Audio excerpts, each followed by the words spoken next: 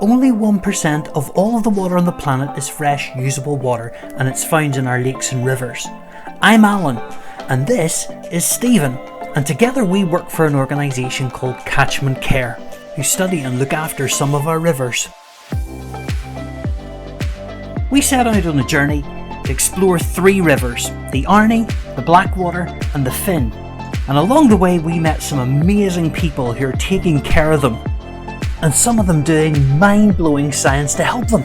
We got to see some incredible places, some super sights and fantastic creatures. And most of all, we learned just how important our rivers are. Do you want to find out more? Then welcome to the river. Hello! In today's programme, we're going to explore the different stages of river development. Because Alyn, I liken this to the human body. Because like a human body, a river has a young stage, a mature stage, and also an old age stage. So in today's programme, we're going to visit some people who are going to tell us more about that. And we're also going to make a water wheel to see the force and the energy that a river creates. But first of all, have a look at this. Well, another amazing drawing by me. I still don't think it's going to get me a gold star or many points, to be very honest. But I wanted to show you the 3 stages of the river as it travels from its source up in the mountains all the way down to the mouth of the river down here at the ocean. And as Stephen said at the beginning of the programme, we use language that is also associated with people. So we call this the young stage or the early stage of the river. We call this the mature stage of the river. And we call this the old age stage of the river. So it's a bit like a human being. They have an early or a young life, they have a mature life, and then they have an old age stage. But every stage along the way has different characteristics, and it's all slightly different from one another. So let's start at the early stage and have a look at some of the early stage characteristics. So right away up here we have the source of the river. In other words, the beginning or the start of the river. Now, if you remember from our water cycle, the big heavy rain clouds would have moved across, and then there would have been precipitation on the side of the mountain, and that could have been hail or rain or snow or something. And even the snow on top of the mountain, as it melts, it's all channeled down in these wee tiny tributaries that flow down the side of the river and then all merge together into these small streams, which then merge into small parts of the river and on into the mature stage. But the water up here is moving really fast because of the steep slopes. And also the valleys that they create, or the channels that they create, are very steep sided, so they become like a V shape. Every valley is a V shape. And as the water flows down, it's carrying lots of bits of sand and silt with it. It's carrying little bits of rock that it has worn away from the side of those valleys, and it's carrying it all the way down through these little tributaries. That's called erosion. It wears away little bits of the rock and it carries that down the stream. Now, if it comes across a hard bit of rock that it can't wear down or it can't erode, then it has to flow either around it or over the top of it. And if it flows over the top of it, it creates a cascade that we call waterfalls. So that's another characteristic of the early stage of a river, is that you'll find waterfalls. Now, as it comes down, each little tributary will feed into another little tributary, which will feed into a little stream, and then on down as it gets further and further down the slope of the mountain. Then it starts to broaden out, and the streams don't have a V shape any longer, but they have a sort of a wider, looser sort of shape, which is a U shape as it enters into the mature stage. There's still a lot of erosion here, but it's just not quite as much as in the early stage, because this river isn't moving quite as fast as the early stage. It doesn't have as much energy or as much force. It's still breaking off bits of the rock, but it's carrying more of it this time. So you might get bigger boulders being left down round here because there's not enough energy to carry them any further on down the river. Now, it's not a V shape anymore, it's a U shape. And as it carries on down here, it starts to deposit some of that rock. And as it moves into the old age stage from the mature stage, then it starts to drop the rest of the stuff that it's carrying: silt, sand, little grit and gravel. And that starts to gather at the side of the river and create little beaches. So this is now a much wider channel. So it's not just a U now, but it's a big wide U. And there's lots of what we call deposition. So all that silt and sand is going to gather on the inside of these bends of the river. Now these bends in the river down here are called meanders, because as the river reaches this big flat area down the bottom towards the mouth of the river, it has to use up its energy to try and get across the flat area. And so therefore it weaves back and forward across the flat plain to get to the mouth. And I use the word plain there because sometimes what happens is there's so much water coming down that it breaks its banks on either side and it floods away out into the flat area, and we call that the flood plain. So there would be lots of deposits there of silt and sand and gravel out beyond the river itself. And then we come right down to the very edge, and what the river can't hold any longer, it deposits right at the very mouth, and we call this a delta. So you get lots of grit and gravel and sand starting to gather at the very mouth of the river. And that's the three stages: the early stage, the mature stage, and the old age stage.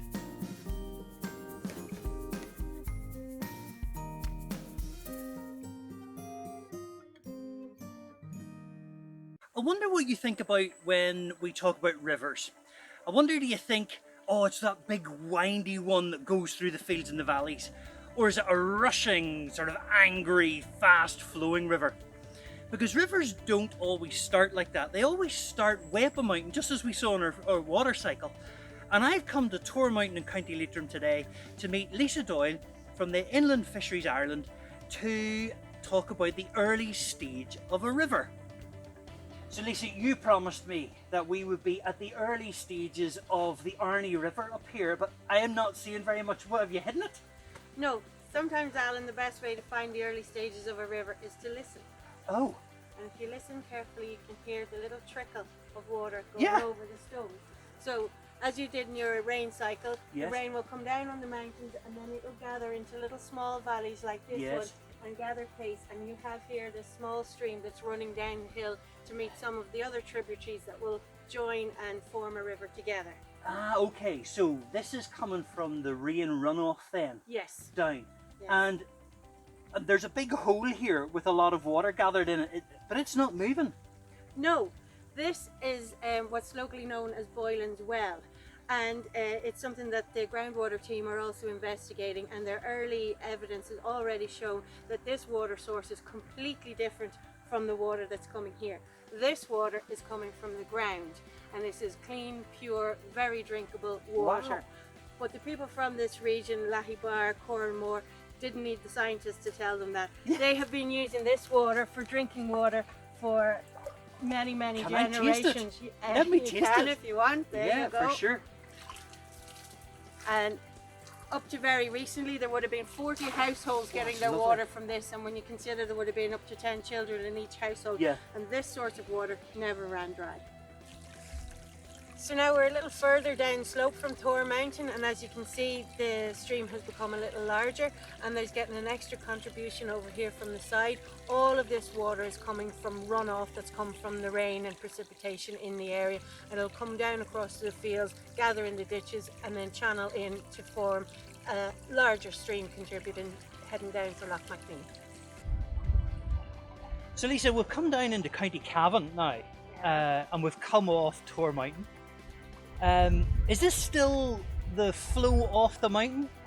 No, this is another example of the beginnings of a river. This is actually a spring-fed beginnings of the River Rue here in Black Lion, and the groundwater is rising up and coming out.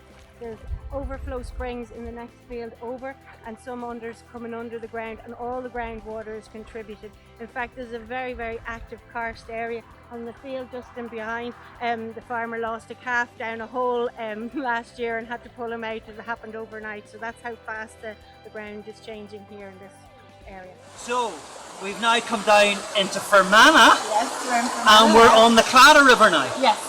And we're still in the early stages of a river, is that right? Yes, the Claddagh rises just up above here in the Marble Arch Caves, and that's fed from all the water that rains on the mountains and collects in the karst system and runs through the caves and then comes into the Claddagh, and then the Claddagh flows down. It's a much bigger river than we were looking at earlier, and then that heads down and joins the Arny and continues on down to Lough. It's craft time, and Stephen's going to show us how to make a water wheel to show the speed and force of a river at its early stage. Why not have a go in class or at home? I'm going to quickly go through some equipment that you could use at home to make this. So let's see what we need. Ruler, pencil, pair of scissors, a protractor, marker, some blue tack, some plastic cups, easy to get them Tesco, ping pong ball, and as you can see, I've created 2 circles, okay, out of a material called caraflute.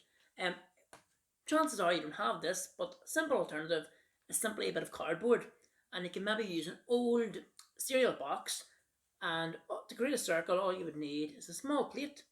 You could put it on top of the cereal box and draw around it, and there you have a circle. Step 1. First thing we need to do is to make a hole in the middle of the circles. And the equipment we need to do this is our cardboard, a bit of blue tack, and a pencil. Now the blue tack is just really for safety, to keep your hands safe, and also you don't want to score your parents' table. Okay, so we'll put the blue tack on the table, just as such. We'll take our pencil, a nice sharp pencil, hold the circles up together, and we'll try to put the pencil in the centre of the circle, and we're going to push down. We're going to push down the blue tack, and we've got the hole in the centre of our circle. We're now going to move on to step 2. Now this is where our numeracy comes into play. So we're going to take a ruler, and what I would like us to do is simply to draw a line to divide the circle in half. Okay, so we've already got a marker with our hole in the circle for the centre. We're just going to draw a line directly through. Okay, and we should have something like that. Now, I need my circle to be divided into 6 sections. Okay, now, Alyn, circles, how many degrees is in a full circle?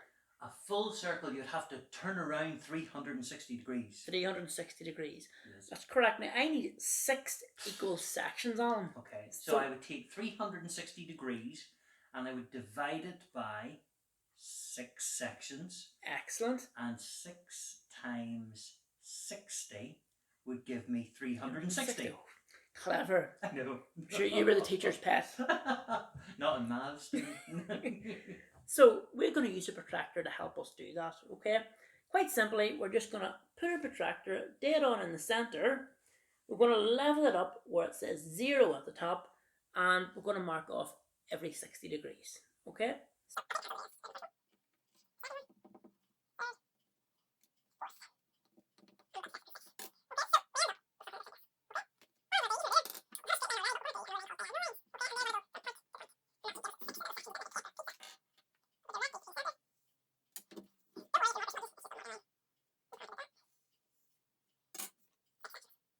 The next stage involves looking at the plastic cups.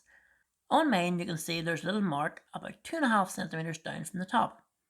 What we're going to do is cut down and around this mark as follows.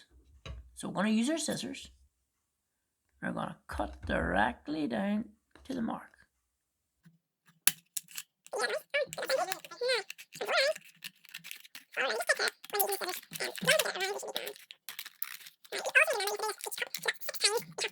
We're now going to look and we're going to attach each cup to each section on our circle.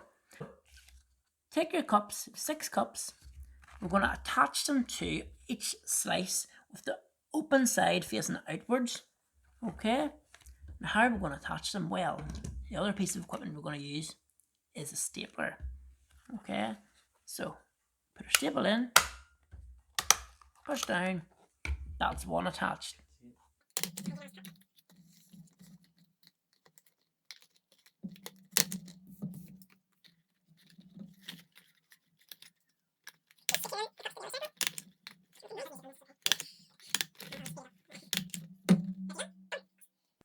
And there we go.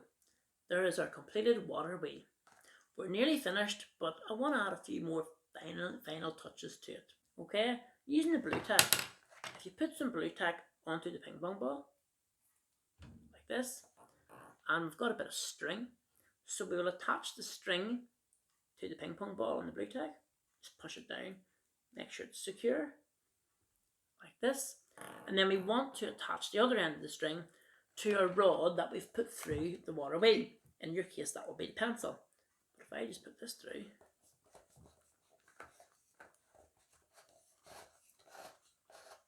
like this, and then I'm just going to take a piece of blue tack, put it on the edge, attach the other end of the string, just push it on, and this is what we have now. Okay, so now we've completed our water wheel. Let's go on to the fun part, the testing. We have set our water wheel onto a stand made out of wood, but you can do something similar just by providing 2 blocks, 2 bricks for support, and you can set your water wheel on it. We're now going to test for the force of the water to see how quickly this moves, and if you're having a bit of fun with your friends, you'll see how quick you can get the ball to lift up to the top of the stick. Okay, let's try it. So I've got a jug of water, and all I'm going to do is start to pour. I have to wear the wrong way. Oh, look at it go. Super fast. So here we're down on the mature stage of the river, and as you can see, it's quite wide, but it's not as wide as some of those old age stages that we'll be seeing later on. It's definitely much broader and certainly much deeper than the early stage of the river, which we've seen on the Arnie.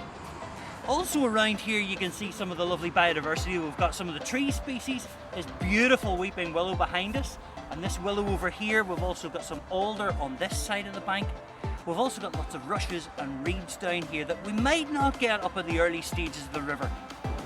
Low down on the river catchment is the widest, slowest moving point of the river, the old age stage. Towns and cities are often built at this point because industry could transport raw materials in and goods out by boat. We needed to know more, so Stephen went to visit Loch's agency at Brehen and met Michael, Kelsey and Sean. You might be wondering, we've been talking about rivers over the last few sessions, so what have lochs got to do with rivers? Maybe Michael can help us out with this. Well, welcome to the Lochs Agency in Brehen. Lochs Agency, as an organisation, we're in charge of looking after fish that live in the rivers, making sure that they're protected from poaching, from pollution, and from a whole variety of different threats that they might face. So we study the rivers. We have scientists. You'll meet Kelsey and Sean today, and they'll be able to tell you some of the work that they do. But we study the rivers, get as much information as we can about them, and then we use that information to help us make decisions on what we do in the rivers.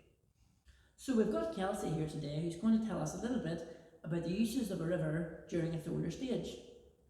Now, so the River Finn has a catchment area of 494 kilometres squared, and it's a population of around 16,000 people, and the urban centres are Ballyfay and Stranraer, with a combined population of 4,852 people. So the main uses of the Finn in the lower stages would be agricultural, and then with obviously the urban stages, it's still very small towns, but it would be more sheep farming, very little cattle farming, but that would be a lot of the stream too on the river, and fishing. Salmon and trout fishing is very, very popular in the Finn. So has that always been the case, Kelsey? No, so in the 19th century the River Finn was actually navigable up to Castle Finn. So there was a surgeon from the Derry Hospital called Dr. Francis Rogan, and he brought a boat up from Castle Finn to Derry for markets to sell grain once a week. and he also was a landowner in Castleman as well. So Kelsey was telling us a little bit there about Dr. Rogan and the grain coming up the river. Can you tell us a little bit more about the history of the river? Yeah, so the Finn catchment in the 14th or 15th century was the domain of the O'Donnells and the O'Neills as well in the area. They would have exported timber, beef, salmon and animal hides out of the river, and they would have imported salt and wine up the river. Wine was particularly popular. The salt was imported to basically store the animal hides in, because, as you know, they didn't really have refrigeration or anything back in those days. The O'Donnells and the O'Neills were displaced around the 16th century during the 9 Years' War, and they lost their castles and foothold in the Finn. That's great information about the industry, but what about the culture and the heritage? Would it change with the river? Well, yes, the Gaelic language up in Donegal is a different dialect than the Gaelic that's used down in the southern provinces of Ireland. For an example, if you're asking how are you in the southern provinces, it would be Connessatatu, but in Donegal it is Kajamar Tatu, so it's just slight differences in linguistics. So rivers aren't just a feature in the landscape, they're a cultural and social highway. For centuries, people have used the old age stage as a way to move goods and animals from the sea to the markets in the town further up the river. Today we learned all about the different stages of river life. The early stage, the fast flowing white water stage of the river. The mature stage, the slightly slower, deliberate sort of stage of the river. And the old age, slow and steady, down to the ocean stage of the river. Join us next time to find out about all the creatures that come and live in this habitat, this space of the river.